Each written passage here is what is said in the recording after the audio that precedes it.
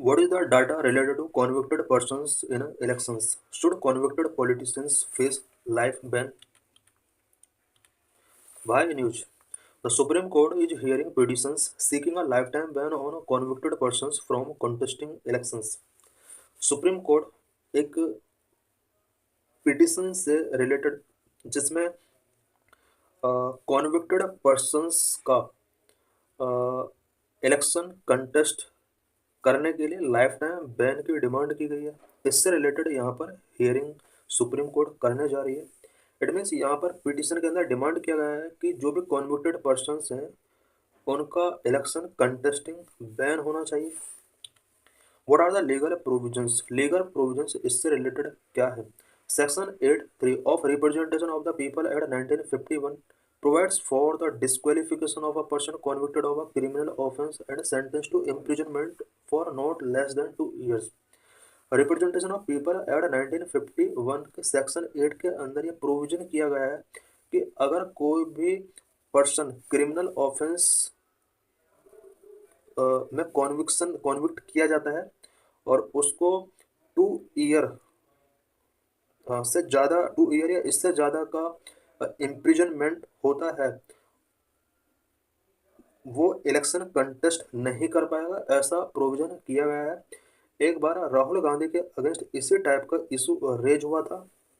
Such a person is disqualified from contesting election for a further period of 6 years from the date of release.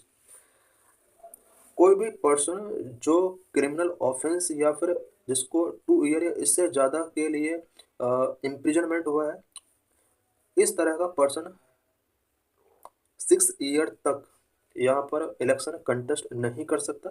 ये provision representation of people act 1951 के अंदर किया गया है। Section 8(1) further stipulated that a person convicted under criminal law for heinous crimes like rape, the Protection of Civil Rights Act for preaching or practice of untouchability, UAPA for unlawful association, prevention of corruption, etc., will be disqualified irrespective of the period of their sentence and 6 years after release. RPA representation of people act 1951 section 8(1) के अंदर provision किया गया है कि कोई भी person अगर heinous crimes से रिलेटेड उसके कॉन्विक्ट अगर वो पाया जाता है, हीनस क्राइम्स के अंदर कौन कौन से क्राइम्स आ सकते हैं? रेप से related, protection of civil rights acts से रिलेटेड, फॉर प्रीचिंग और प्रैक्टिस ऑफ अनटचेबिलिटी, यूएपीए से related, prevention of corruption act से रिलेटेड। अगर कोई भी केस अगर किसी पर्सन के ऊपर लगता है तो वो डिस्क्वालीफाई यहाँ पर इलेक्शन कॉन्टेस्ट के लिए हो सकता है। उसका सेंटेंस 2 ईयर है, 1 ईयर है, उसको यहाँ पर ध्यान नहीं रखा जाएगा। अगर 1 डे के लिए भी अगर यहाँ पर सेंटेंस यहाँ पर गिवन किया जाता है हिनस क्राइम से रिलेटेड, उसको 6 ईयर के लिए डिस्क्वालीफाई कर दिया जाएगा। जबकि सेक्शन 8(3) के अंदर प्रोविजन किया गया है कि उसको मिनिमम 2 ईयर का जेल होना चाहिए। अगर जेल होता है, इम्प्रिजनमेंट होता है, तो उसको 6 ईयर के लिए बैन कर दिया जाएगा। बट हेनस क्राइम्स के अंदर अगर कोई भी पर्सन कॉन्विक्ट डिक्लेयर हो जाता है तो उसको नेक्स्ट 6 ईयर के लिए यहाँ पर इलेक्शन कंटेस्ट करने के लिए बैन कर दिया जाएगा। What are past decisions? Past decisions इससे रिलेटेड कोर्ट के क्या रहे हैं? Supreme court has delivered notable judgement in favour of decrimination of politics. Supreme court ने डिक्रिमिनेशन ऑफ पॉलिटिक्स के फेवर में वेरियस जजमेंट गिवन किए हैं। इससे पहले number 1, in the association for democratic reform case 2002, it mandated the disclosure of criminal records of all candidate contesting elections. Supreme court ने 2002 में association for democratic reform case में ये mandate किया है कि कोई पर्सन जो इलेक्शंस कंटेस्ट कर रहा है, इलेक्शन कंटेस्ट करने से पहले वो अपना जो भी क्रिमिनल रिकॉर्ड है उसको डिस्क्लोज करे। One of the disqualification as per the Representation of People Act to contest elections is that a person should be an elector. Section 62(5) stipulates that a person in jail is not eligible to vote in elections. Representation of people act के अंदर qualification के तौर पर ये condition रखा हुआ है कि कोई भी पर्सन इलेक्शन तभी कंटेस्ट कर सकता है अगर वो इलेक्टर है।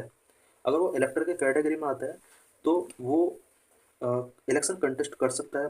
Section 62(5) stipulate that a person in jail is not eligible to vote in elections. Representation of people act section 62(5) के अंदर ये प्रोविजन किया गया है कि कोई पर्सन अगर जेल के अंदर है वो वोट नहीं कर पाएगा। इसका मीनिंग ये हो कि उसको वोटिंग का भी राइट यहाँ पर खत्म हो जाता है। The code interpreted that persons who are under trial prisoners therefore cease to be electors and hence not qualified to contest elections।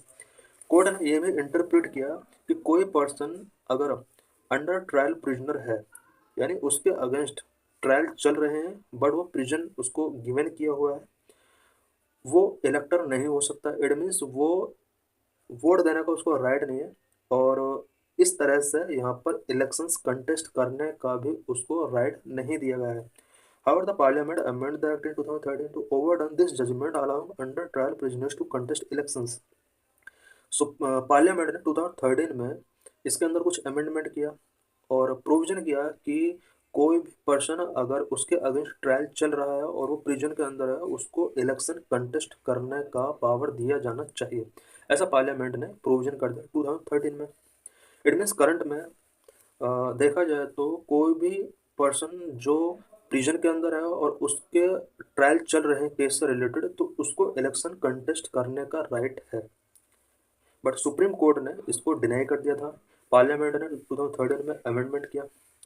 In lily Thomas 2013 the court struck down section 84 of the Representation of People Act 1951 that allowed a sitting legislator to continue as a member even after being convicted if they filed an appeal as unconstitutional against political justice।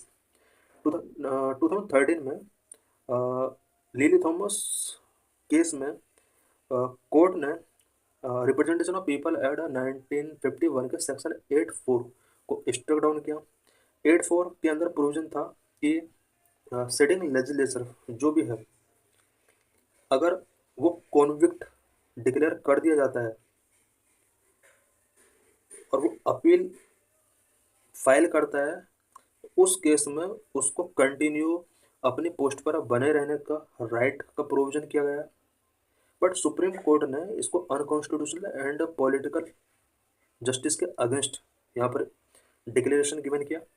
It means representation of people act 1951 के section 8 के अंदर provision किया गया कि कोई भी अगर sitting legislature है उसके अगेंस्ट कोई कॉन्विक्शन डिक्लेयर हो जाता है तो उसको, और वो अपील फाइल करता है, तो कंटिन्यू अपनी पोस्ट पर रह सकता है।